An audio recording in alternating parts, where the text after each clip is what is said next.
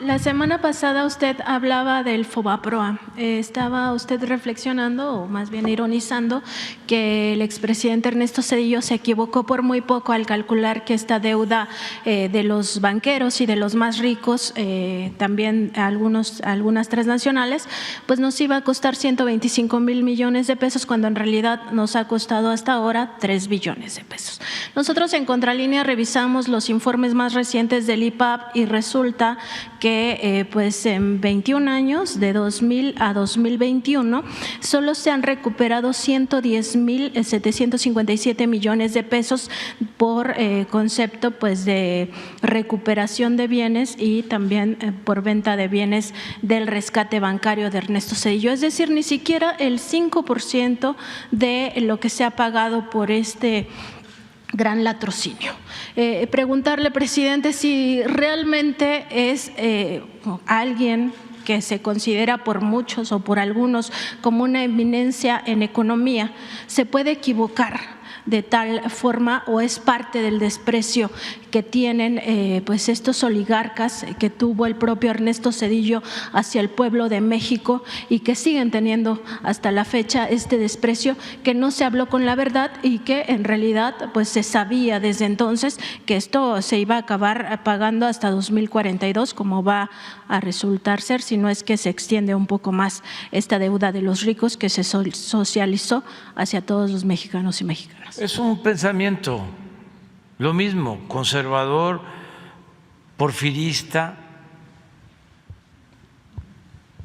y por eso hablamos que neoliberalismo es neoporfirismo. Esto ya se aplicó, esta política de entreguismo, de apoyar a los de arriba, a las élites, se aplicó cuando Porfirio Díaz.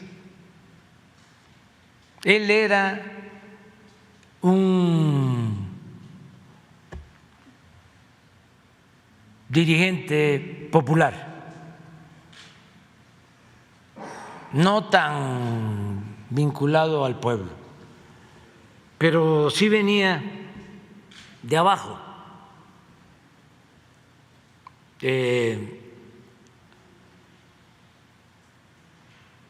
Y se propuso llegar al poder y entrar a la aristocracia de aquel entonces.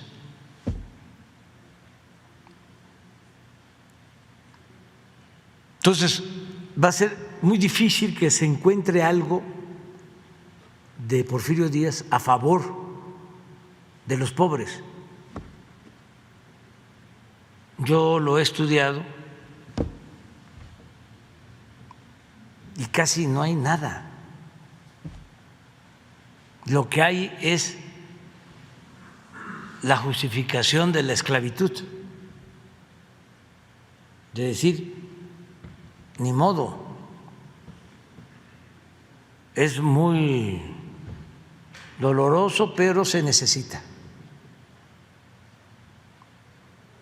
O es muy doloroso aplicar la leva, es decir, obligar a los jóvenes, a las personas a formar parte por la fuerza del ejército, pero hay que hacerlo. De las cosas que he encontrado, otra cita, nada más que no es directa, tengo una de él directa, en donde se burla de los indígenas, diciendo de que se sentían los dueños de las tierras y que acaparaban la tierra, como si fuesen de ellos las tierras. Pues claro que eran de ellos, y por eso había que despojarlos para entregar esas tierras, vemos a lo mismo, a la gente con iniciativa, a la gente que llevara progreso. Entonces, el despojo de las tierras de los yaquis, de los mayas, era por eso, con esa idea, con ese ideal.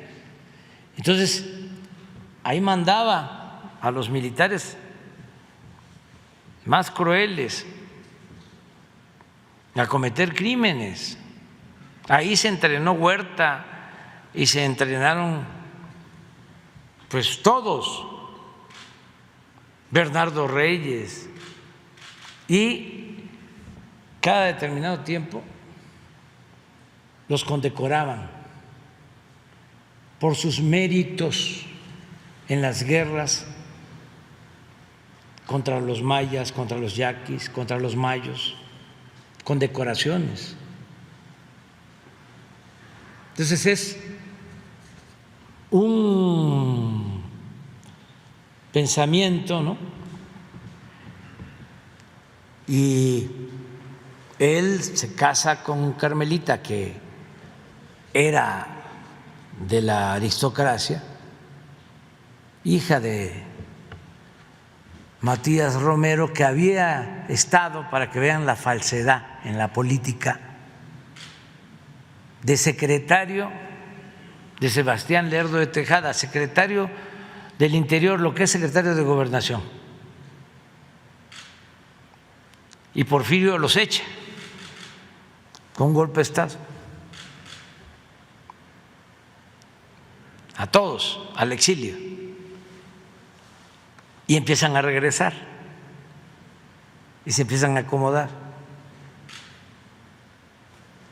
Y de los primeros que regresan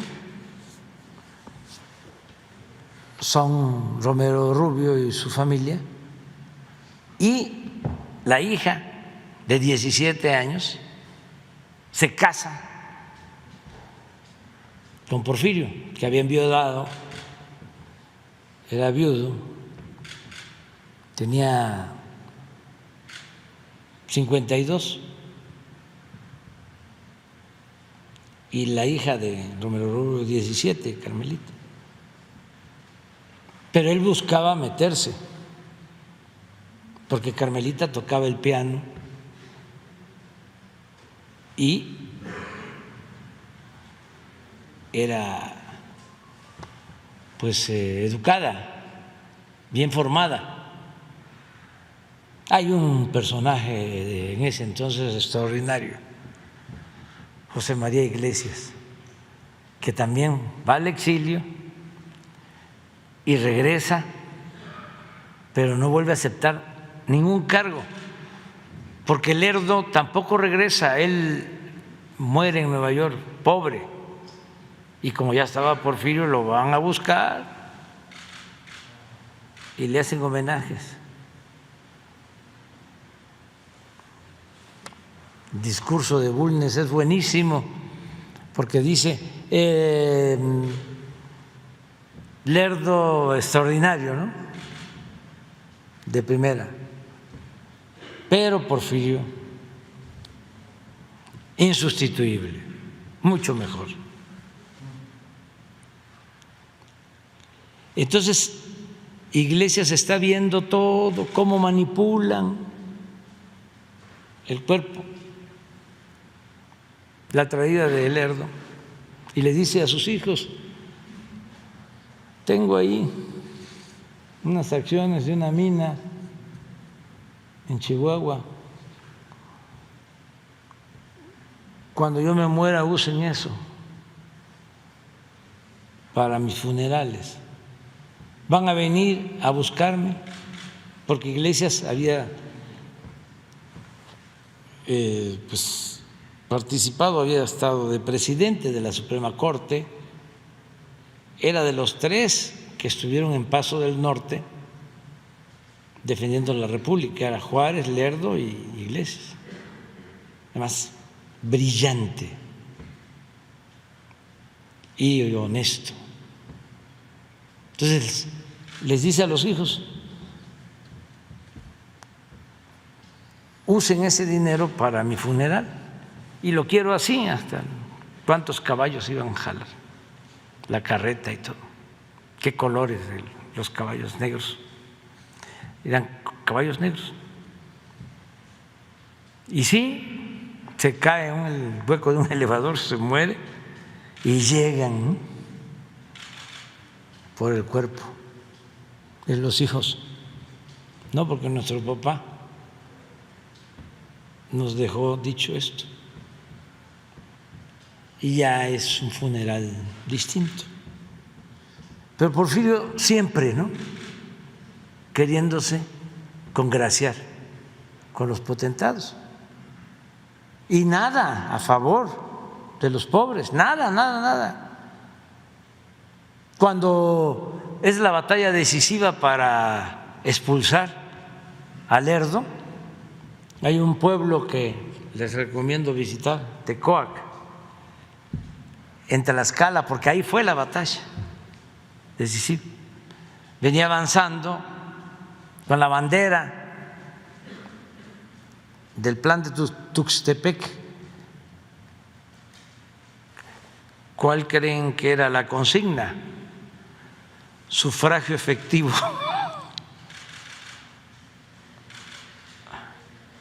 No reelección.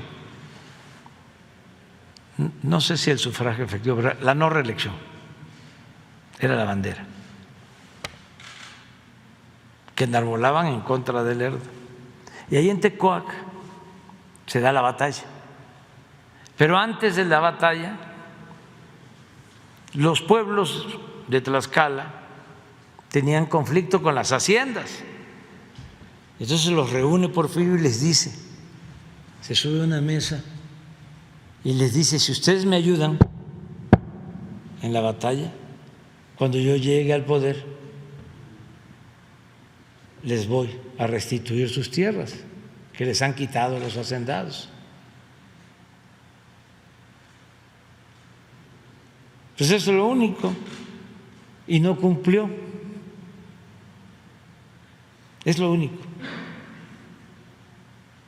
Juárez, que era muy cuidadoso también en el manejo del lenguaje y en sus escritos y todo, sí tiene cosas bellísimas acerca de los pobres.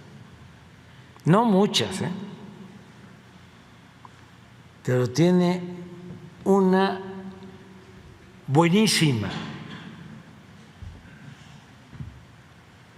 A ver si la tengo por ahí, sobre los ricos.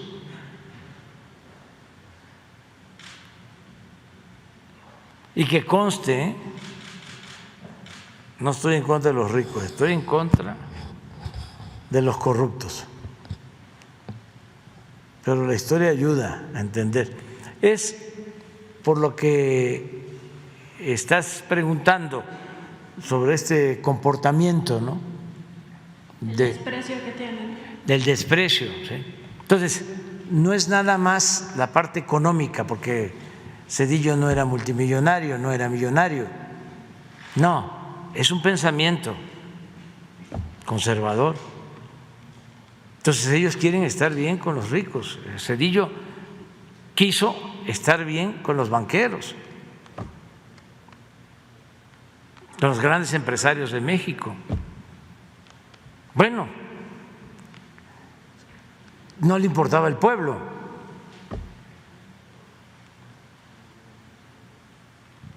Ni el pueblo pobre, ni el pueblo en general.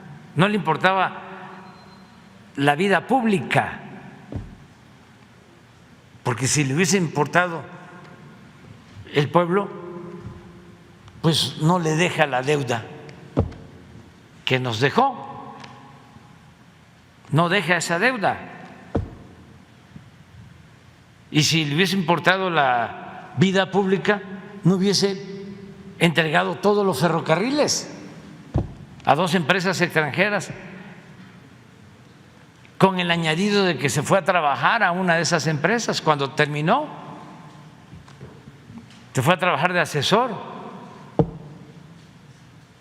Pero decía yo, y no es que finjan. No es para hacerle la barba o por salameros, sino que muchos sienten de que es un gran economista, que fue un extraordinario gobernante. Y ahí es donde hay que decir, primo hermano, sigue tu camino. Gracias, presidente.